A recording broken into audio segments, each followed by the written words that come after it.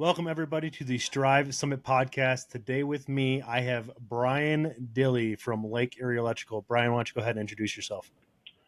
Hi, I'm Brian Dilley with Lake Erie Electric. I'm our Director of Construction Services here in our Toledo branch.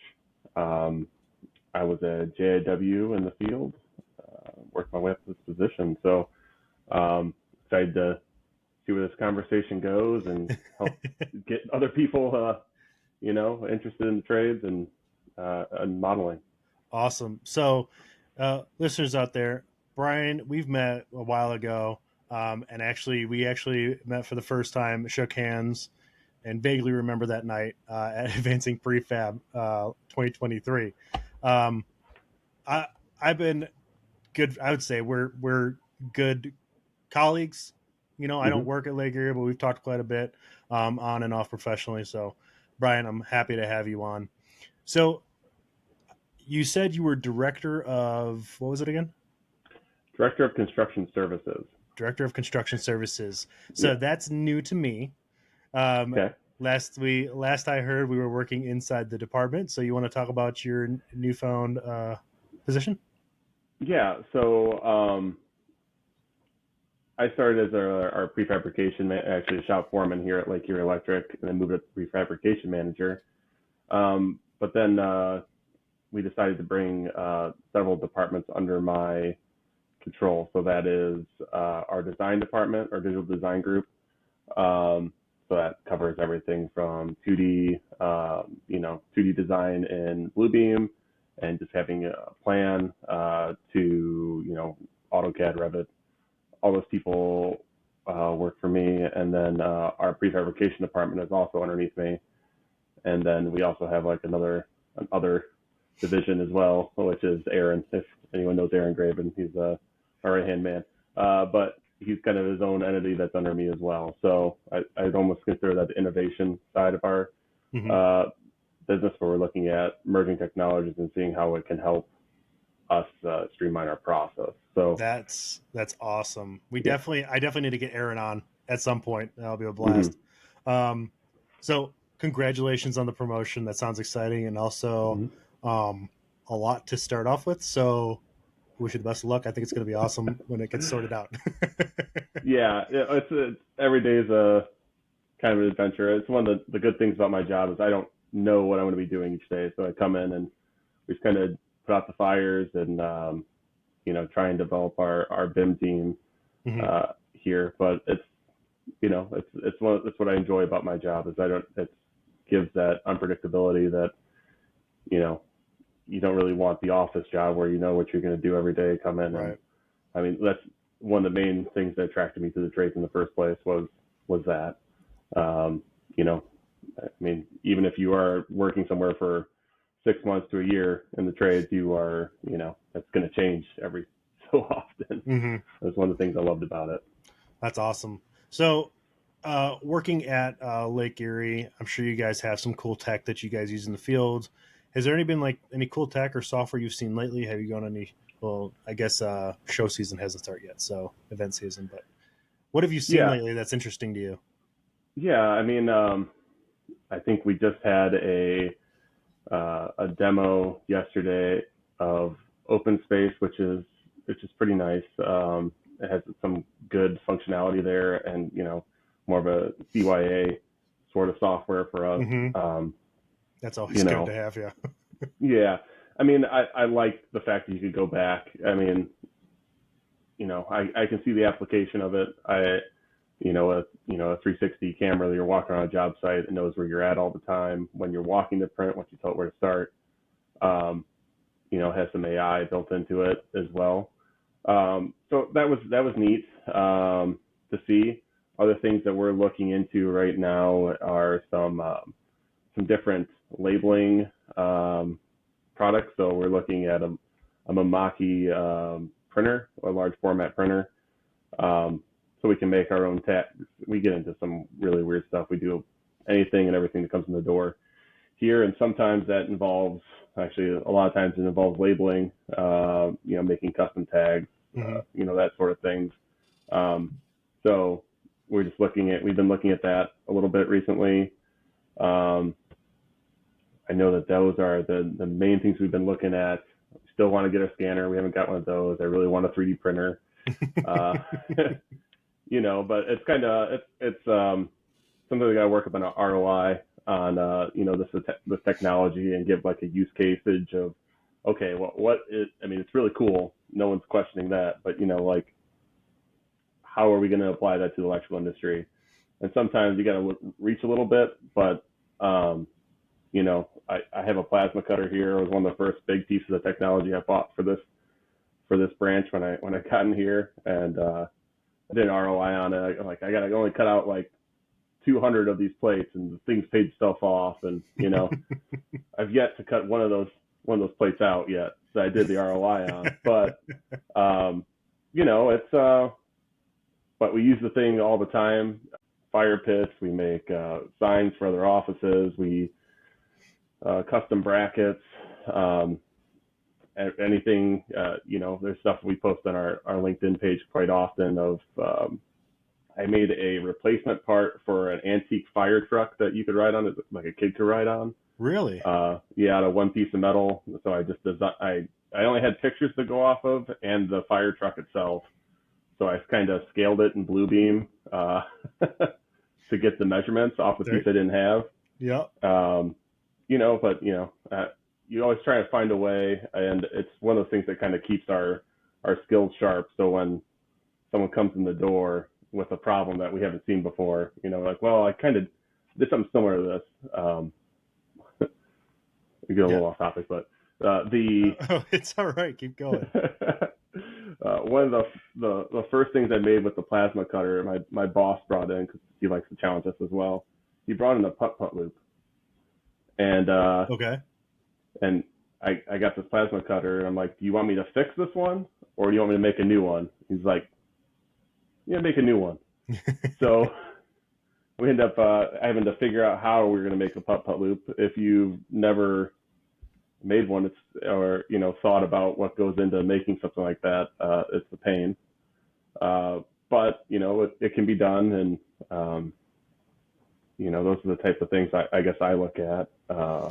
That's fun. So it sounds like a lot of the tech you've been kind of solving problems and puzzles, and even though you haven't cut anything on that plasma cutter specifically for Lake Erie, you've got plenty of much on it as far as practice and stuff goes. So that's super awesome, and it's good to hear. So also, if anyone in the comments wants to give ROI for Brian and why he needs a laser scanner, and you got a prism, get a prism, feel free to drop a comment in there, and there you go. You can show your boss that, Brian.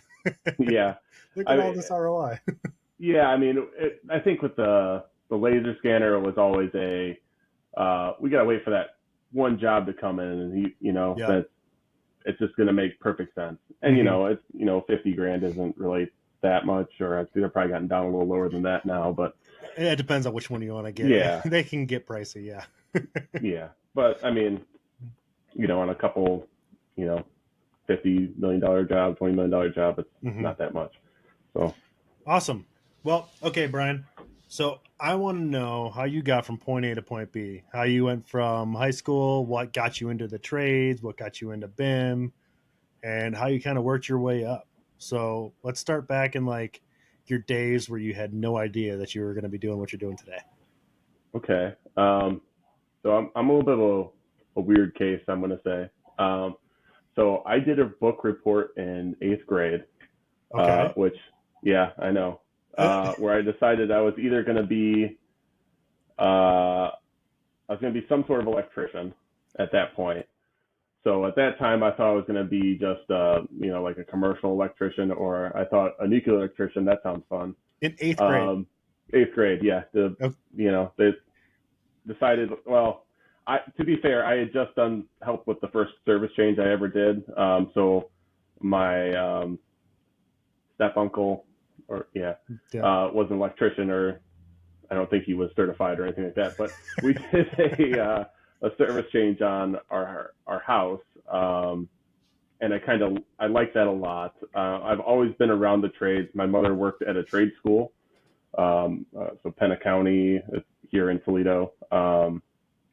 So always was around the school. I used to actually help her with data entry when I was a child. I'd go in, she'd go on the weekends, and she'd be like, yeah, just type in off this, sheet into the computer. And I've always had a computer in my life. So I didn't like school, so I decided I was going to go into the trades. I didn't want to go to college. And through high school, I was an honors student and everything like that, and I still decided to stick with it. I made up my mind that's what I was going to do. I went to our trade school for 2 years, graduated when I was 17, and I went right into the union. So I went to the residential program, which if I hadn't gone to the trade school, I wouldn't have been able to apply until I was 18. So that got me in younger. And then, so I did 2 years of residential, 5 years of commercial apprenticeship. And then when I topped out, I was already working for Lake Erie Electric. So I think I was a journeyman in the field for 2 or 3 years before I came in the office to do prefabrication. And again, that was another one of those just kind of stumbled into it sort of things where I had no intention of doing prefabrication. I felt like I was kind of doing it on job sites when I had a baker scaffold. I'm setting up boxes, knocking them out for a whole floor, and then I was going around and screwing them all up instead of just doing one at a time. I was doing more of a batch sort of process. Prefab, yeah. Yeah. But then I got into this young leaders group with Lake Erie, and I decided and my young leaders group presentation was on prefab, which I believed in because I didn't have to cut up the PVC risers, and I could just order it all, and it just made more sense to have someone at a lower, and it's not the only benefit, but looking at it from the perspective, a lower pay rate, making something that didn't, it just made my job easier. And then not to mention all the safety and the, less waste and all that goes along with it. But that's kind of what got me interested in it. I told my boss I wanted to run work. And he was like, all right, my next project, you're going to run it. And then his next project was prefabrication manager. So, so yeah. And then, I kind of grew up in a bubble. I didn't realize that the prefabrication world was as big as it was. People in California have been doing it for, 20, 30 years. At the time I started, I'm thinking I'm pretty far along in my journey. After a couple of years, I think it was 2020 was my first Advancing Prefab I went to, which is 8 years after I topped out. And as far as prefabrication goes, we felt like we were good. It was that's where I really got my eyes open to the BIM side of things, and just seeing what was out there. We did have one detailer at that time, or one BIM coordinator, which we thought we were pretty fortunate. No one else in our area had one, so we were like, oh, we're ahead of the curve. So then I went to Advancing Prefab in 2020, saw the Evolve, the program Evolve MEP, and it about knocked my socks off when I saw that. Came back, said we need to really take a look at this technology that's out there, start looking outward. And I guess that's kind of how over time we just kept growing the department, because it just originally started with me, and then I slowly grabbed people like Aaron to help me build it. And over time, that's how we got to where we are today, where in the last 2 years, we've probably hired 5 people for our department. So you would have asked me even 3 years ago if we'd be here, I would have said no. But it's been on an upward trajectory. And I guess that's how I got here. But another way is just accepting. One of my philosophies is, if you see a problem, don't just ignore it. Like I've been telling people that for years. Like if I see a problem, I'm going to step into that spot and plug the hole. Mm-hmm. You know, and that's kind of, and luckily this has been my skill set. You know, I'm a gamer. I'm a huge nerd. There's Lord of the Awesome. Rings stuff here behind me, and Muppets and Sasquatch, Star Wars, Forrest Gump, all the stuff behind me here. You know, and you know, it's, you just kind of do what you got to do, embrace it, and kind of control the chaos a little bit, I guess. So what's the game right now you have between all of your chaos you got going on? What's the game of choice at the moment? My game of choice right now, I've been playing two of them. So I've been playing Hogwarts Legacy. My Okay. wife got me a PS5 for Christmas. Nice So lady. I've been playing that. And then I used to play a mobile game, but they changed the mobile game overnight, and then all of us stopped playing it. So I have a friend in London that I play a game with, him and my wife, and so that one's Palea, which is more of Okay. like farming simulator Mm-hmm. sort of game. It's fun. It's just running around and collecting stuff, and yeah, I have so many mobile games on my phone, yeah. and like right now I was Xbox for a little bit. Now I'm more PC, and I just Hmm. bought like Baldur's Gate and Bannerlord. So I'm just playing those Yeah, for a little bit when I get time. You know, it's very much the okay. Wife went to bed early. It's 8 o'clock. I got like another yeah, hour in me. Let's see what I yeah. can Let's do. yeah. I get um, that 100%. so honor roll student, that kind of Yeah, transferred over into your professional career as well. If I do remember, at Advancing Prefab in 2022, I believe you got an award. I got nominated for an award, Ooh, which sorry. again, that no, honestly, okay. This is the funny thing. Okay, so Advancing Prefab 2020, Hmm. uh, Aaron and my boss um, nominated me for this award, which was, I think it was, I don't remember what it was, but basically it was like one person is making a big change in the prefab or pre-construction industry, and the people that were in that category with me, I'm like, how the hell did I get here? Like he must, I mean, he had to use ChatGPT to get me here. I mean, there's no way that it was, um, you know, but I can say that um, I was upset with him at first about it because I'm an introvert. I don't really like to put myself out there like that, Yep. but you know, it was a good experience. Um, you know, it was a good time. I definitely don't regret it at all. And you know, Amy Marks told me some stuff that, you know, the reason that, because you feel like you don't deserve it is why you actually do deserve it, sort of thing. Like you don't. The guy who ended up winning it was knighted, so I mean, what are you gonna do against that? You know, he's I don't making deserve. I don't deserve $1 million. yeah, yeah, no, yeah, it was but he's making like a, you know, an AI driven app for children to help design schools Oh. in England, and I'm like, how are we in the same category? All And right. that's kind of, but she's like, yeah, I mean, you made it to the top five. I'm like,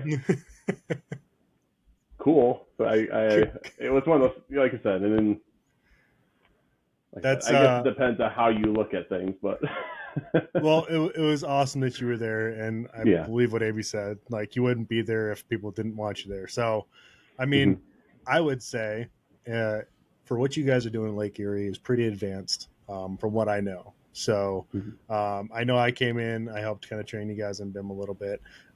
Your prefabrication process, I think Jeff and Jerry came down there. It was all pretty impressive. So you guys are doing a Hmm. good job, and like prefab wise, you know there are some things that some other people should be doing that you are doing. So it's good to know. Yeah. Hmm. Um, I want to talk about the trades to BIM. So something I've been kind of, getting out there is you're coming out of high school or you're in eighth grade making a book report and you know exactly Yeah. what you want to do, but you're coming out of high school, you have no idea what you want to do, um, man or woman, and you're like, college isn't for me, school's not for me. There's so many other trades that I think get a bad rap. Like I want to be a plumber, electrician. Yeah, well, you can be a Mhm. plumber electrician for 4 years.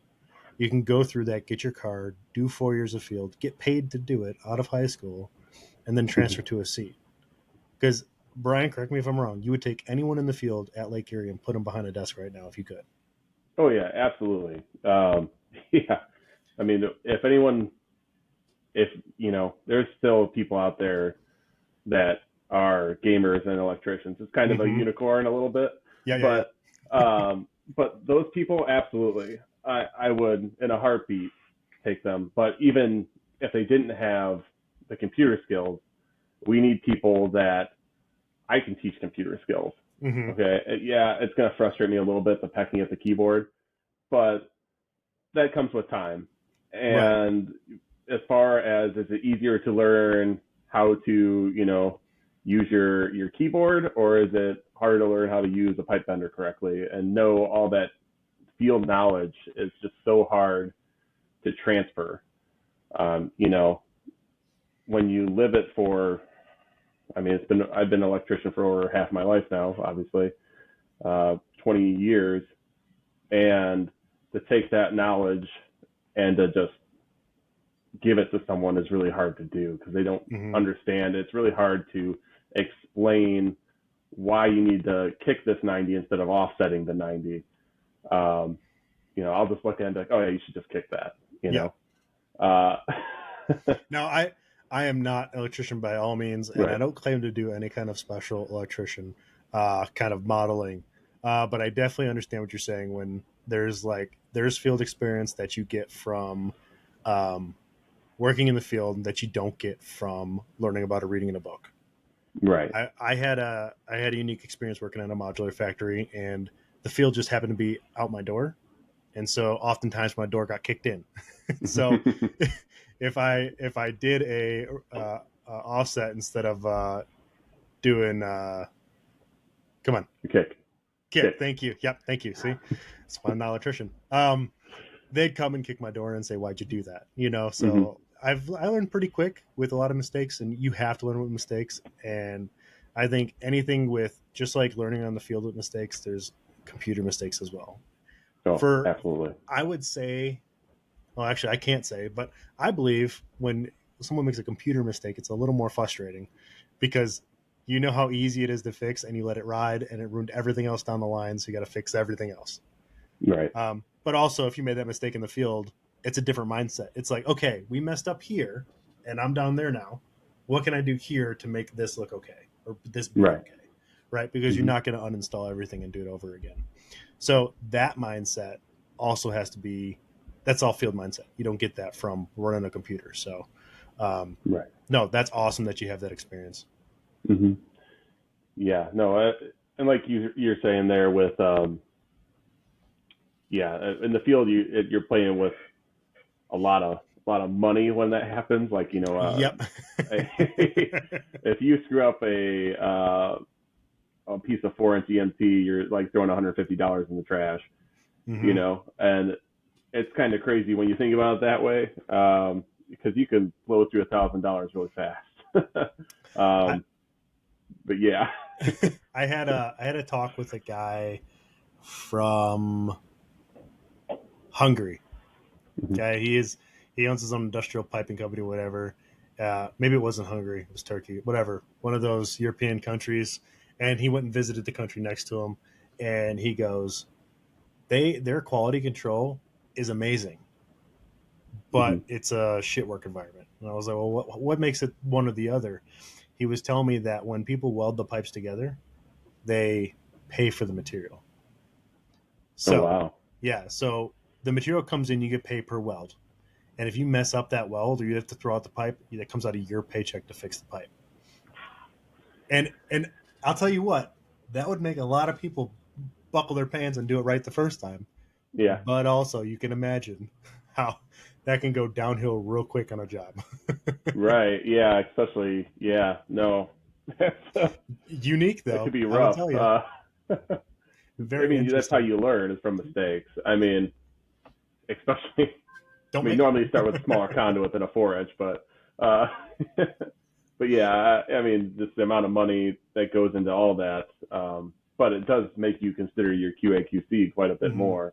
I mean, it's one of those extreme cases, and you're like, yeah, okay, I can see That could how work. that you take Yeah. more pride in your work then. Yeah. You're definitely paying attention. You're not looking at your foot like, oh, in the middle of a weld, and you kind of I look saw over and then you got to throw it away. I saw it in your face. You were like, "Can I do that?" Or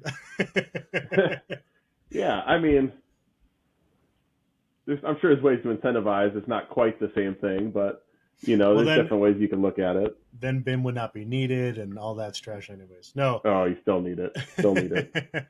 So you are a firm believer of BIM now. Obviously, you're in a position you are. Mm-hmm. Would you think that when you were back in the trades, when you were actually putting it in, is that something that you even considered or even like thought about, or are you just like, this is prints, or like these prints are shit? That happens a lot. Yeah, honestly, when I was in the field, we had one BIM designer, and normally she was on one project at a time. Like it was really early on in the adoption of.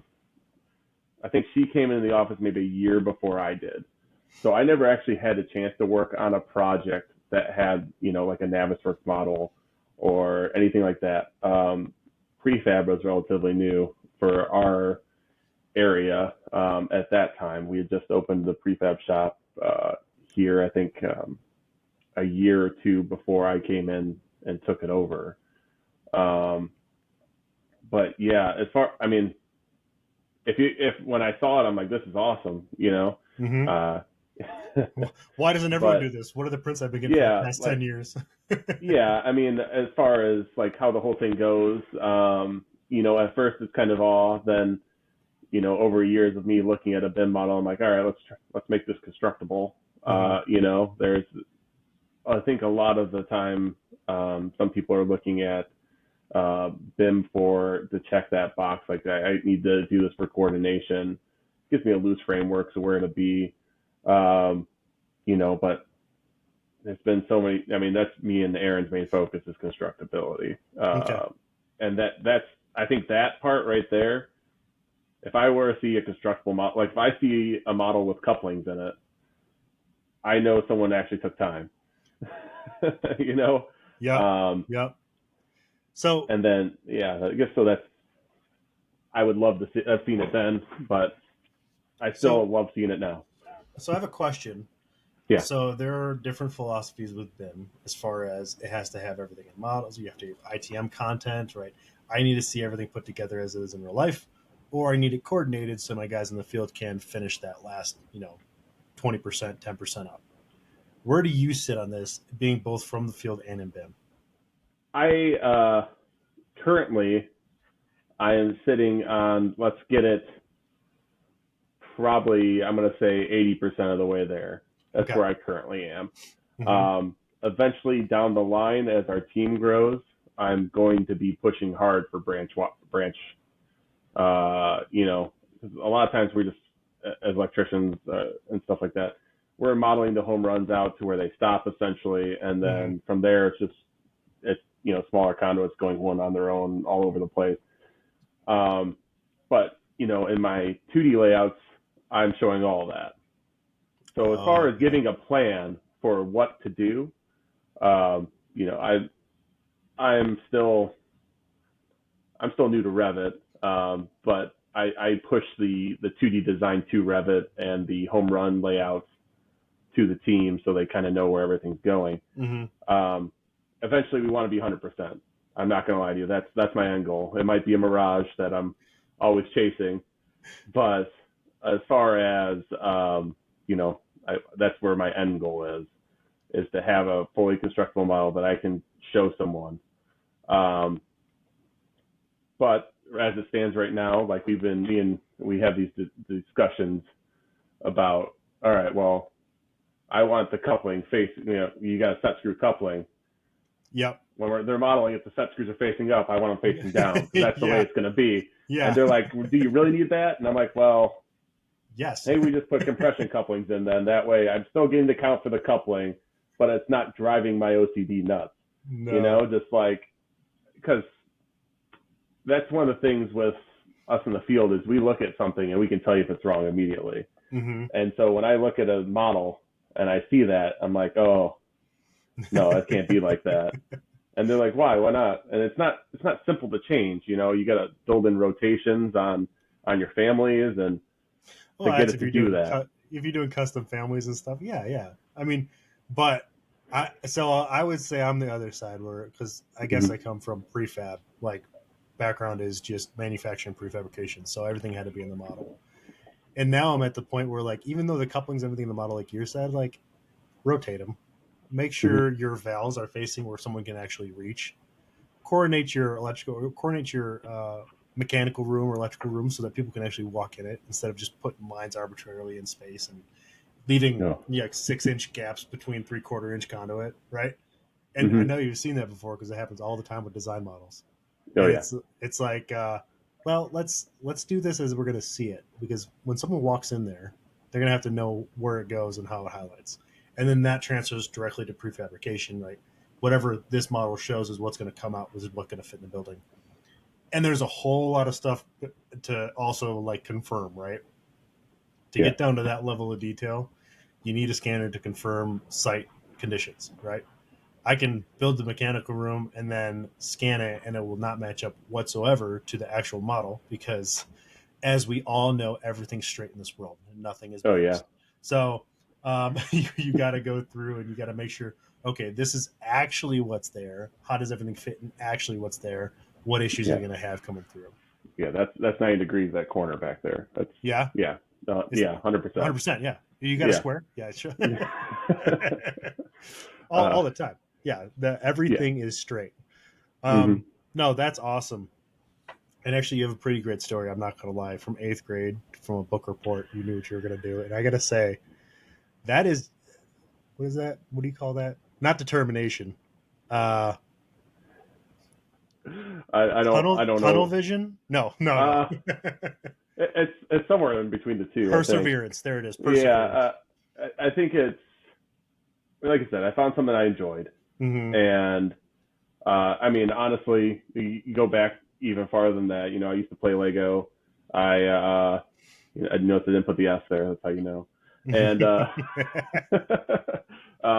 I used to tear apart things, and me and my brother both had that sort of mindset. So if we had like say a box fan in our house that didn't work, Mm-hmm. we'd take it out in the garage, take it apart, and see if we could get it to work. And most of the time, it was just in pieces we ended up throwing out, or but Mm-hmm. being curious about how things work. Um, I'll sit there and watch how it's made all day. Yep. Uh, it's Dirty just jobs, how it's made, all that yeah. stuff. And Oh yeah. I have, so growing up, Lego as well. Hmm. No S. And Yes, then right. I had a lot of remote control cars that I would always play battle bots with. Hmm. Yeah. So we always had broken RC cars. We smash them together and make them work again. I had one that would jump, and so I put spikes on the bottom so it would jump and land on the other one. It's all held with like hot glue and duct tape and like pens Yeah. taped to the front. But that was younger me. So always Hmm. taking apart things. And I think that's a common trait, honestly, for a lot of people in this industry, whether they're tradesmen or in the BIM industry, is they were always curious on how things worked, and they're Hmm. always either with connects or Lincoln logs for that matter, like how things come together, pulling things apart, maybe not always going back together because I know how Oh that yeah. is. I have Yeah. a lot of electronic trash. Yeah. Um, so I think that's really awesome. And if you're out there and you have those kind of traits and you're still not knowing what to do, try it out. Even if, well, I would say maybe not commit to a trade unless you like really know that that's the trade you want to go into. I'm sure there's a bunch of vocational schools you can, like you have one down in Ohio, we got one out here in Boise, that you can join, and they give you the right tools to then pick the right vocational school to then further your career. So Hmm. that is Yeah. awesome. And just another thing to kind of plug there for vocational schools.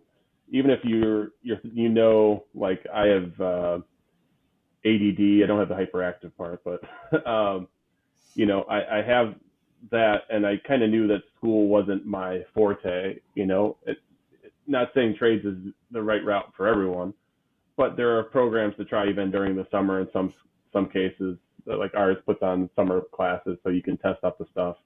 So you're not making that decision, even they have like exploratory. I think now even the trade schools start like sophomore, freshman year, Wow. where they have exploratory classes, but they even have summer things where you can try it out, or, like I get, friends of my family and stuff like that, and other people that think that they might want to try the trades, and they'll reach out, and, I'll take them through and show them a couple things and see if it's something that they want to do, and give them a real talk about what they're really in for when coming into the trades.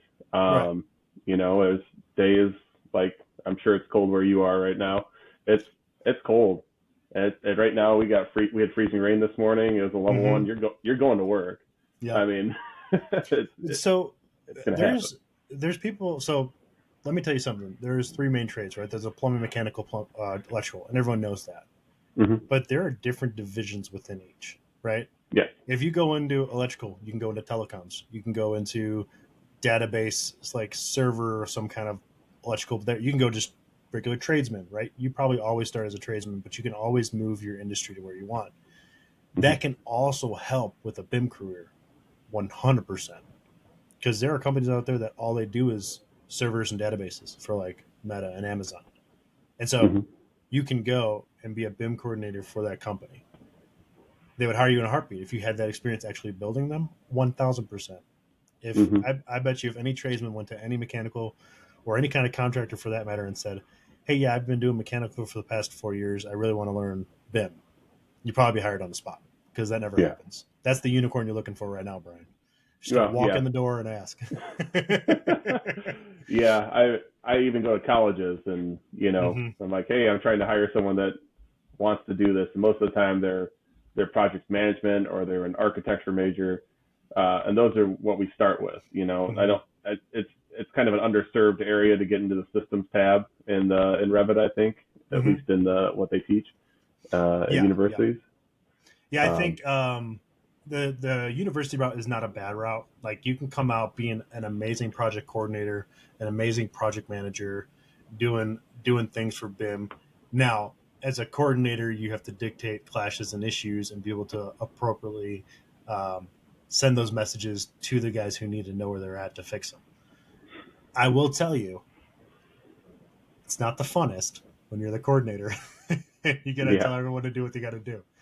But, there's definitely different routes. BIM, all digital construction industry is massive. Like, just like you go into the trades, there's so many different facets now that are not just a trade specific thing. There's, even architects, engineers, structural guys, they're still modeling. And so pretty pictures, 8 years of college, electrical design, laser scanners, automatic benders, 4 years in the trades, making money. Yeah, you brought up the automatic benders. That's something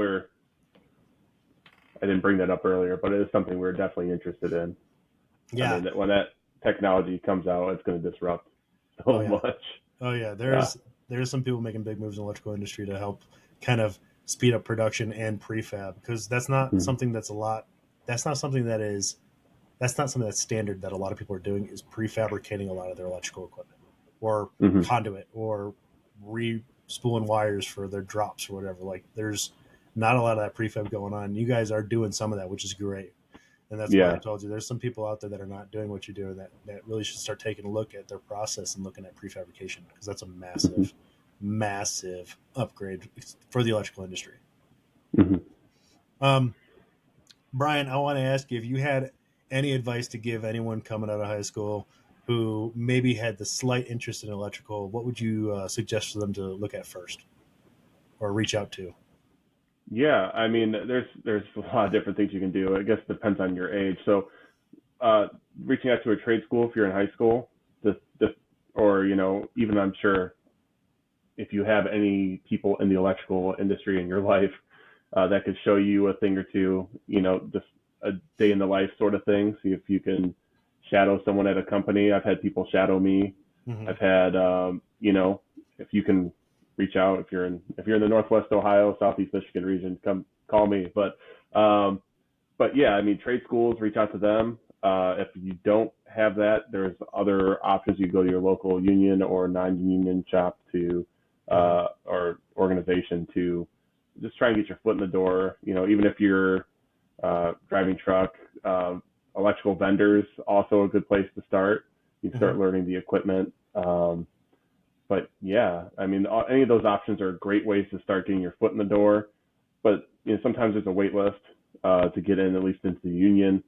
Um, where they'll take classes a couple times a year and only certain sizes. So, and if you're already working in the industry, like I said, if you're working for a non-union, even if you want to get to the union route, um, keep that application in, and they'll call eventually, and especially if they see that you're working in the industry already, it gives you a leg up because it puts you ahead. Like one of the main things I used to do is I have a bunch of magazines or product catalogs back behind me here. Mhm.